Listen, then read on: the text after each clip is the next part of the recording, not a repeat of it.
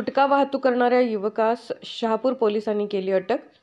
महाराष्ट्र राज्यात गुटखा व सुगंधी तंबाखू व सुपारीचा साठा, विक्री व वाहतूक बंदी असताना बेकायदेशीरपणे मोठ्या प्रमाणात वाहतूक करणाऱ्या प्रणव नितीन वाळवेकर संगलीनाका शहापूर याला शहापूर पोलिसांनी पकडले आहे। त्याच्याकडून 4 लाखाच्या टेम्पोसह 1 लाख रुपयांचा गुटखा, सुगंधी तंबाखू व सुपारी जप्त करण्यात आली आहे।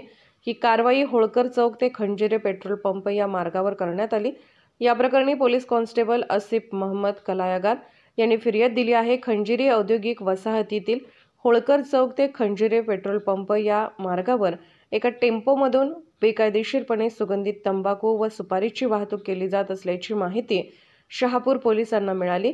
त्यानुसार पोलिसांनी हा टेम्पो ताब्यात घेतला। केसरयुक्त विमला, V1 टोबॅको, पत्ती पाकिटे, पान मसाला असा 5 लाख रुपयांचा मुद्देमाल जप्त करण्यात आला आहे।